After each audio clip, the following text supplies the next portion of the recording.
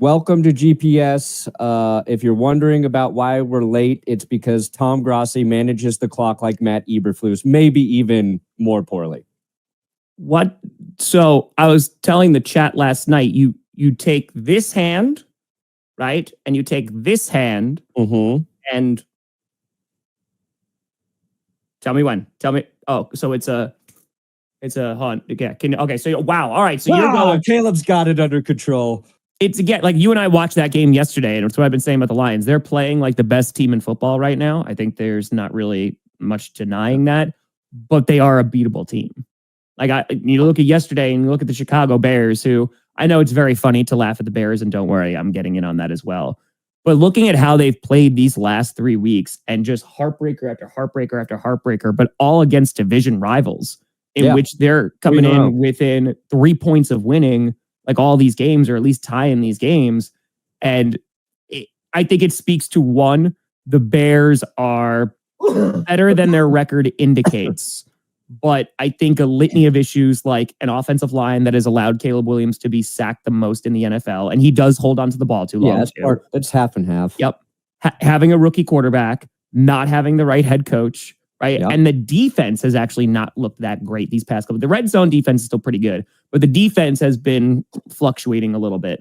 So I think it's a mixture of a ton of things just not working. The play calling's not great. And you see these flashes from Caleb Williams, but you know, yesterday is a debacle. And I know that, again, we're all laughing at the Bears, but legitimately, not being just a Packers fan, that was one of the worst clock managed games I've ever, that is one of the worst endings I have ever seen for a professional football team. Yeah. Like that's something I would watch in like high school football where you have, I know that sounds really harsh, but like 30 seconds left and neither the head coach or your quarterback is calling a timeout, and both of them can share some responsibility there. But at the end of the day, that has to fall on Eberflus, who has been there to be like, hey, got to call timeout.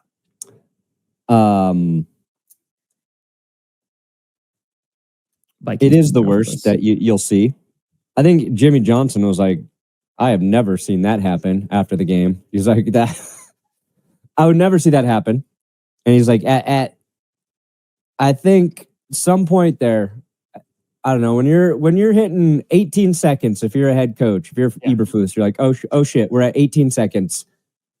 If this gets down to 13, I'm calling the timeout. Yeah.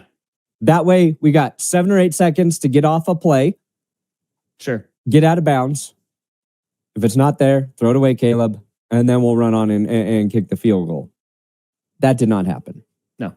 And then the best part of this is the news afterwards, the press conferences, the nuggets coming out there. It's just gotten worse and worse and worse for the Bears. I don't think Eberflus or Caleb Williams truly realized how badly they fucked up at the end there.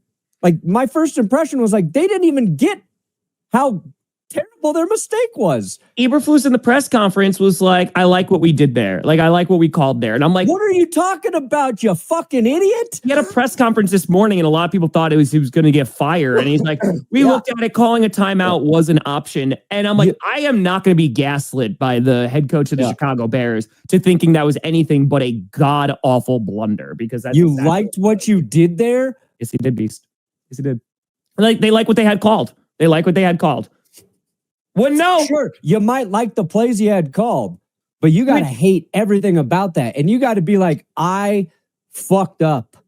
I should have called the timeout. I let my rookie quarterback down in that situation. I let the team down.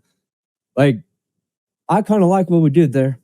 That's a guy who knows he's gone. He's just waiting his time. But even that, the play that was called was a deep shot to the right side when you needed to get 5 effing yards to attempt a field goal to tie the game. Here's the other part of that. You liked it.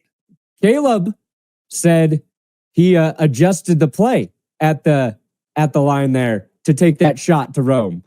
So you've got Eberflus not knowing what to do. You've got Caleb letting way too much time get off the clock, letting everybody get set or whatever. And then you have Caleb saying that he adjusted the play because they were running out of time. Now maybe that's correct. Like, oh God, we have 4 sec. Like I need to throw it to Rome. I think Rome's going to beat the safety, which he doesn't really.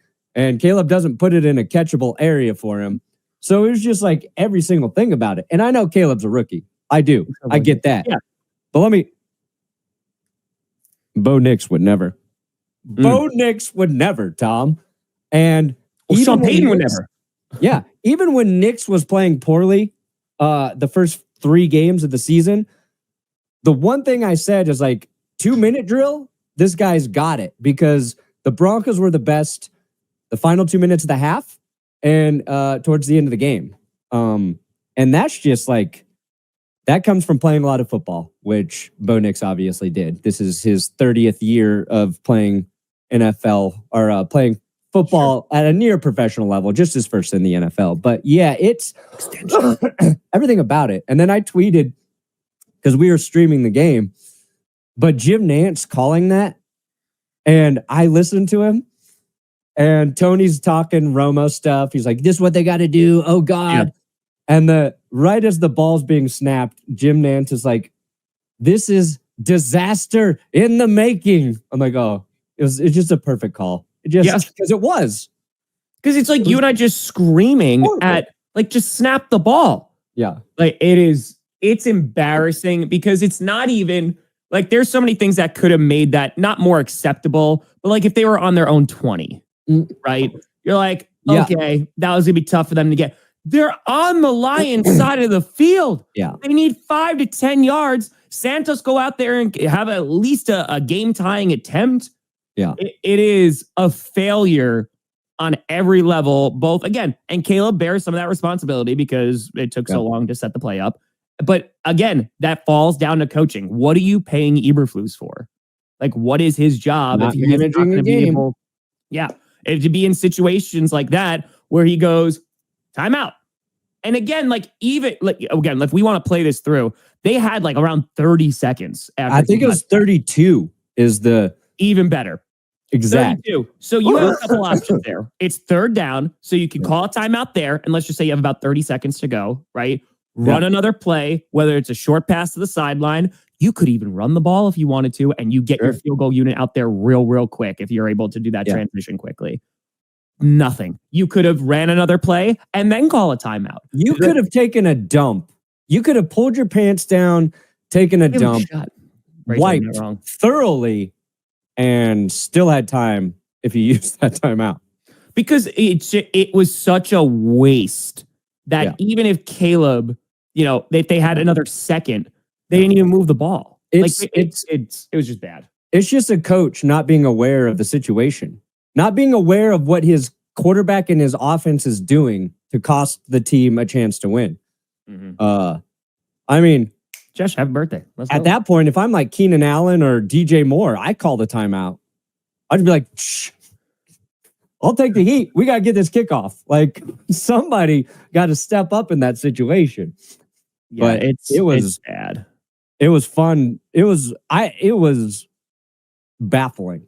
That's why it's like, it's hard to describe because you don't see failure at that level with that many people watching too, and everybody knowing what to do. Correct. It's not a unique situation. And again, like, they're human beings. They're going to make mistakes, but that's why you have a head coach. Yeah. That's why you have somebody going. Well, yeah. And that's, to be fair, a hard thing to evaluate when you're hiring a head coach. Like, what's your game management skills? You can tell the guy all the right things, but when you're in that moment and you got to make those decisions, and if you're a head coach and you're like, you know what? I'm thinking about so many things at the end of the game. I want somebody else in my ear just as a safety. Like, give me a guy up in the booth to be like, hey, call that timeout, call that timeout. Like, you got headsets on? You got to know your weaknesses. And I get not maybe understanding. I mean, I don't. I would have called the timeout. But. Yeah. No, well, you know what? That's the thing, Grant. So I'm so glad that you just donated that because that was what I was going to bring up because someone was asking yesterday, is it worse? And I thought they meant the Zeke center thing, but it was when they were playing the 49ers and Dak ran and like wound up sliding and like not getting out of bounds. No, this is worse. Yeah. Because at least Dak is trying to make a play and thought that they could just get enough. And he was wrong. He misjudged it. It is what it is. But they got a good amount of yards to potentially go for that last play. But here, it's such a waste. Yeah. You're going home. You had another down to go. And you have a timeout in your pocket that is now useless. Yeah. So this is a million times worse. Because at least for Dak, yeah, it didn't work out, but you're trying to make a play. Here, they literally wasted half a minute. Yeah. And it's just